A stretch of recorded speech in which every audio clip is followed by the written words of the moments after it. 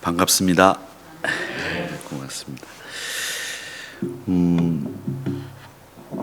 남유다의 요시야 왕이 이제 개혁을 해가고 있는 상황에서 성전에서 율법책이 발견이 됩니다. 이제 그동안 이 율법책을 읽지 않았던 그 왕과 제사장들이 율법책을 발견하면서 자신의 죄가 얼마나 큰지를 깨닫게 되고 회개하는 회개 운동이 일어나죠. 근데 그 회개 운동의 움직임이 오래 가지를 못합니다. 얼마 못 돼서 다시 하나님께 등을 돌리고 또 배교하는 우상 숭배하는 이런 일들이 벌어집니다. 이게 이제 예레미야 3장의 배경입니다. 그 등 돌린 유대 백성들을 향해서 뭐라고 말씀하시는가 하면 2절에 보면 내 눈을 들어 헐벗은 산을 보라. 하나님께 등을 돌렸기 때문에 헐벗은 산처럼 됐다는 얘기겠죠. 그리고 네가 행음하지 아니한 곳이 어디 있느냐. 행음이라고 하는 말을 통해서 등 돌린 유대 백성들의 배교와 우상 숭배를 꾸짖습니다. 근데 하나님이 꾸짖기만 하시는 것이 아니라 14절 말씀에 보면 배역한 자식들아 돌아오라 이렇게 말씀을 하시면서 나는 너의 남편임이라 이렇게 얘기를 하십니다. 이 이야기는 너희를 다시 시온으로 데리고 오겠다. 이 시온으로 왜 데리고 오시겠다고 말씀하시는가 하면 그 이유가 오늘 15절 말씀 본문입니다. 내 마음에 합한 목자를 너희들에게 주겠다. 그들이 지식과 명철로 너희를 양육할 것이다.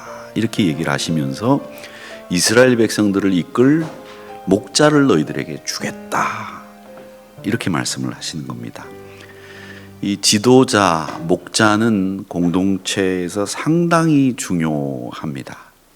우리에게 리더십에 관련된 책들이 서점에 가보면 많다는 것을 많은 사람들이 얘기하고 그 리더십을 얘기를 합니다.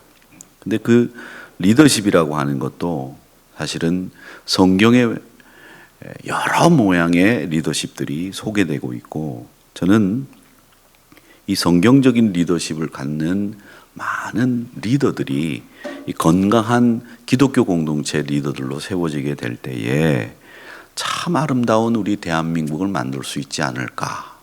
그리고 저는 유난히 이 CBS를 사랑하고 또 이 CBS에서 헌신하는 여러분들의 노고를 깊이 치하하고 싶은 마음이 가득한 사람입니다.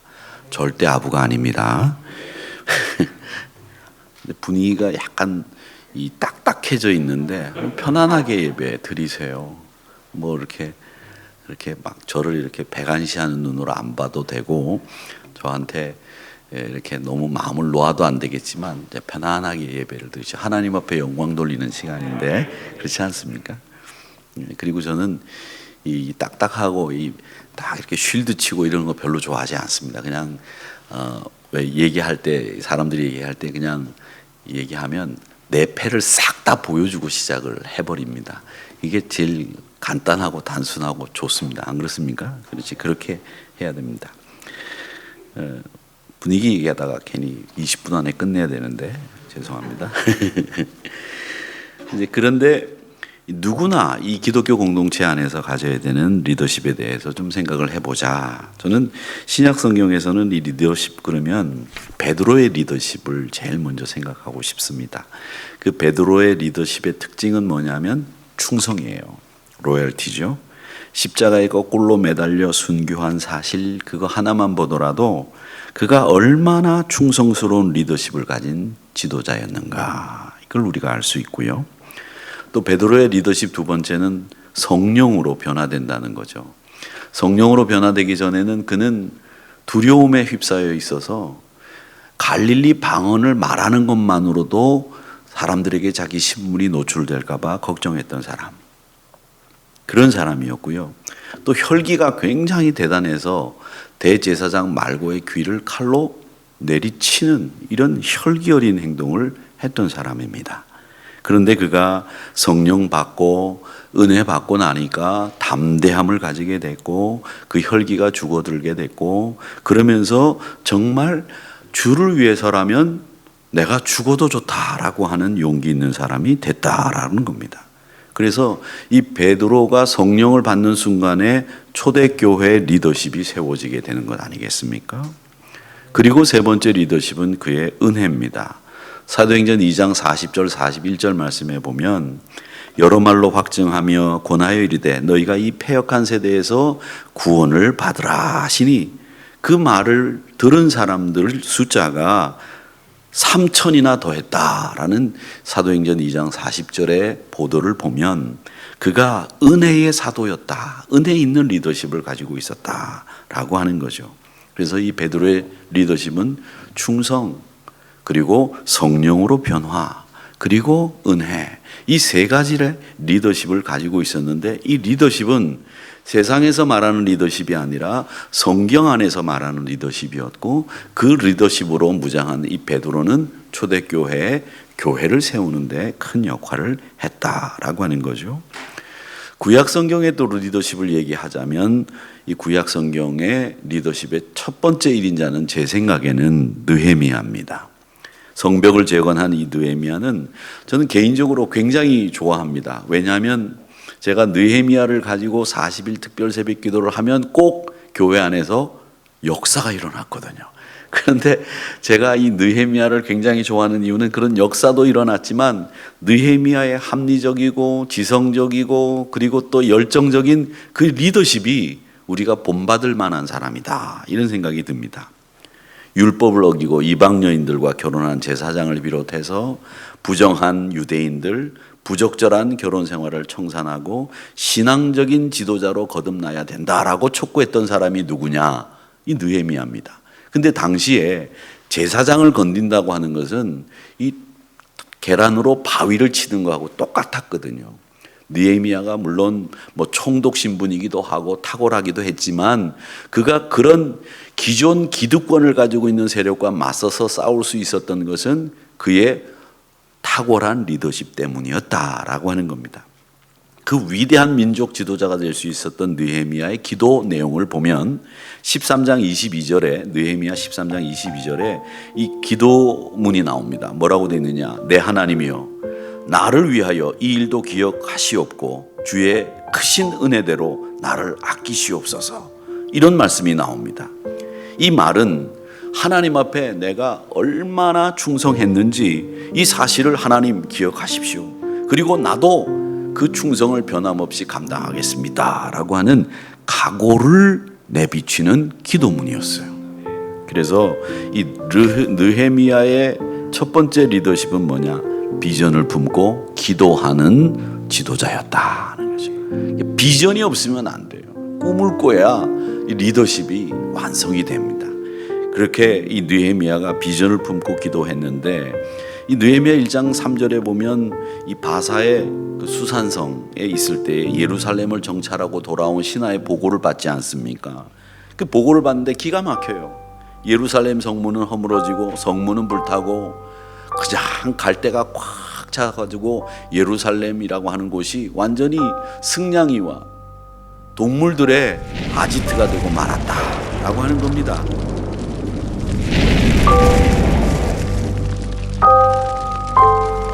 그래서 그 이야기를 들은 느헤미야가 뭘 하느냐? 4절 말씀에 보면 내가 이 말을 듣고 앉아서 수일 동안 슬퍼하며 하나님 앞에 금식을 했다, 이렇게 되어 있습니다.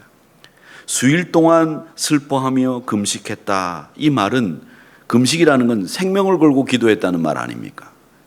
생명을 걸고 기도할 수 있을 정도로 그의 충성은 남달랐다는 거죠.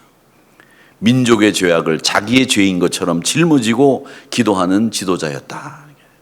저는 이 대한민국을 생각하고 우리 민족을 생각하면 우리 CBS가 정말 건강하게 이 일을 잘 감당하셔야 되는데, 여러분들이 이런 느헤미야와 같이 민족을 위해서 금식하며 기도하는 마음으로 방송하셔야 된다고 생각하고요.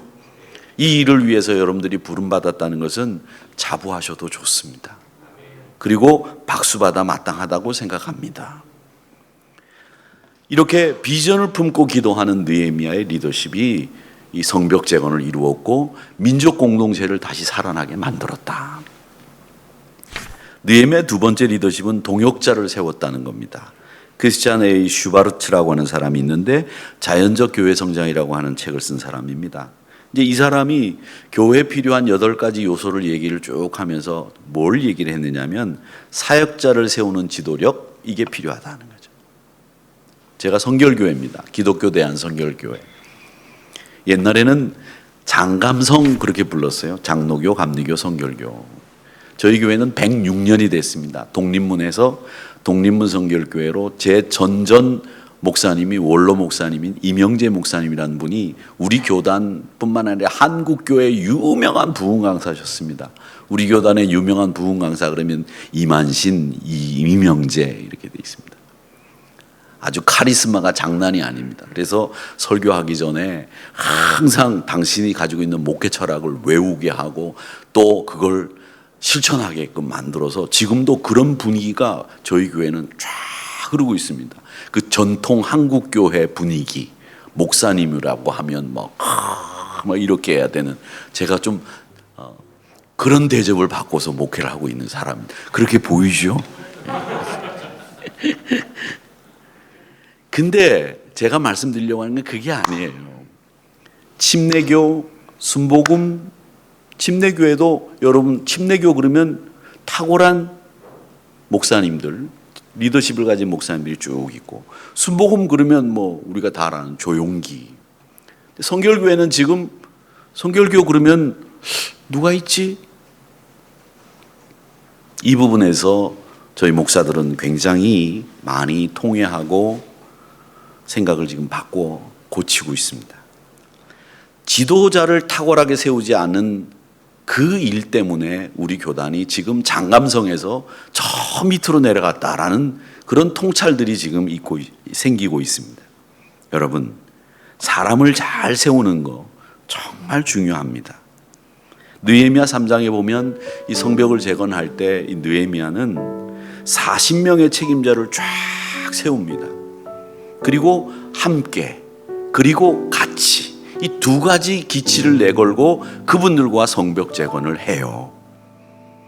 7장에서도 성벽 공사가 끝난 다음에 바로 예루살렘을 다스릴 수 있는 지도자들을 세웁니다. 이게 느헤미야가 가지고 있는 사역자를, 동역자를 세우는 두 번째 리더십이었다. 세 번째 느헤미야의 리더십은 문제를 바라보지 않고 하나님을 바라보는 리더십이었다라고 하는 거죠. 하비스트 크리스찬 펠로우 처치라고 하는 교회 그렉 롤이라는 목사님이 계신데 그분이 이런 얘기를 했습니다. 문제를 만나면 하나님은 언제나 우리에게 힘을 실어 주신다. 느헤미야가 성벽 재건할 때 얼마나 방해가 많았습니까? 산발랏, 도비야 이런 친구들이 느헤미야를 굉장히 많이 비난했잖아요. 그 비난 중에 가장 대표적인 비난의 말이 야, 저 성벽은 여우가 올라가도 무너진다.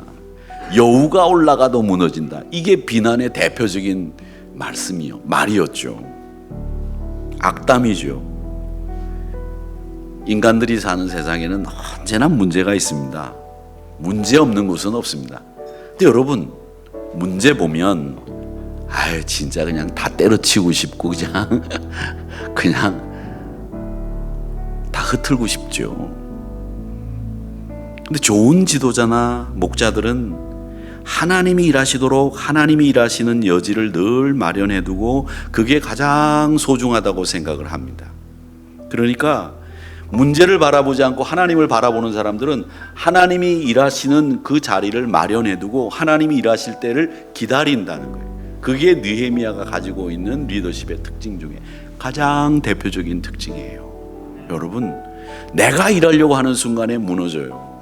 시험도 유혹도 말이죠.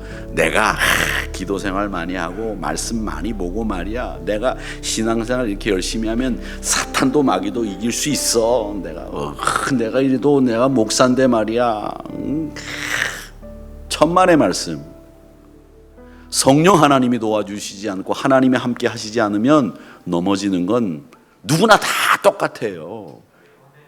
시험에는 면제가 없어요. 누구도 하나님이 함께 하셔야 돼요. 하나님이 도와주셔야 되거든요. 좋은 지도자, 좋은 목자들은 하나님이 일하시도록 하는 그 공간을 제일 우선 앞에다 두고 하나님이 일하시는 것을 바라고 소망하며 문제를 안 바라보는, 문제 바라보지 않고 하나님 바라보는 이런 리더십이 진짜 리더십이다. 그게 느헤미야의 리더십이었다라고 하는 거죠. 하나 더 생각을 할 것은 예수님의 리더십입니다. 예수님의 리더십은, 저는 예수님의 리더십 중에서 제일 한 가지만 제가 얘기하고 끝내겠습니다. 저는 예수님의 리더십은 대제사장과 바리새인들, 서기관들을 향해서 책망하시던 말씀을 딱 보면 예수님의 리더십이 뭔지를 저는 알 수 있다고 생각해요. 그 대제사장, 서기관, 바리새인들을 향해서 예수님은 뭐라고 얘기하셨느냐? 외식하는 자, 지옥 자식을 만드는 자, 소경된 자를 인도하는 소경, 율법으로 자기 겉모양을 꾸미고 있는 외식, 형식주의자, 회칠한 무덤, 의인과 선지자를 죽이는 자, 독사의 자식, 혹독하고도 굉장히 무서운 이야기를 그들에게 예수님 하셨습니다. 이 이야기를 통해서 볼 때 예수님이 원하시는 리더십은 뭐냐? 저는 예수님이 원하시는 리더십은 하나라고 봐요. 그게 뭐냐? 위선이 없는 자, 겉과 속이 다르지 않는 똑같은 사람. 그게 이 공동체 리더들에게 있어서 정말 중요한 일이라고 생각을 합니다. 주님의 책망의 핵심이 뭐였느냐? 위선이에요. 겉과 속이 다른 위선. 그들의 행동이 예수님의 비판 대상이 됐다는 거죠. 그래서 이 리더는, 예수님이 원하시는 리더는 어떤 사람이 되느냐? 겉과 속이 똑같아야 되고 말과 행동이 똑같아야 되고 생각과 그 실천이 같아야지 된다. 이걸 예수님은 이 바리새인들과 서기관들과 대제사장을 향해서 책망하시면서 우리에게 말씀해 주신 거거든요. 그러니까 그렇게 책망하는 가운데서 예수님 욕도 잘하시네, 이렇게 생각하지 마시고 그 예수님의 책망 가운데서 우리가 예수님이 원하셨던 사람은 누구였는지를 찾아내면 되는데, 그 예수님이 원하셨던 인물은 겉과 속이 같은 사람, 말과 행동이 같은 사람을 예수님은 리더가 돼야 된다고 생각을 하셨던 겁니다.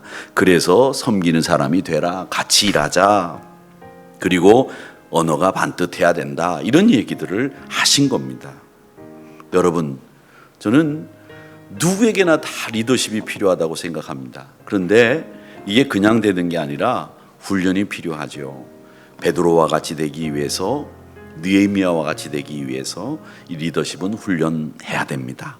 그 훈련 과정들이 느헤미야와 베드로에게, 또 예수님이 책망하시는 그 말씀 가운데서도 그 훈련 과정들과 예수님이 원하시고 바라는 리더상이 거기에 있습니다. 우리 그리스도인들, 예수님의 가치를 따르고 생각을 본받으려고 하는 사람들이잖아요. 그래서 올바른 성경적인 리더십으로 이 CBS 가치를 실현하고, 또 어느 때보다도 중요한 이 방송 사역을 잘 감당하시는, 하나님 나라 복음을 전하기 위해서 애쓰시고 힘쓰시면서 나가시는 여러분들이 되시기를 저는 마음을 다해 축복합니다. 하나님 감사합니다. 저희들에게 베드로와 느헤미야, 그리고 예수님이 말씀하신 우리에게 필요한 리더십이 무엇인지를 배웠습니다. 하나님, 이 말과 행동이 같은 예수님이 원하셨던 지도자, 그를 향해서 우리도 한 걸음씩 믿음의 진보가 있게 해 주시옵소서. 예수님의 이름으로 기도합니다. 아멘.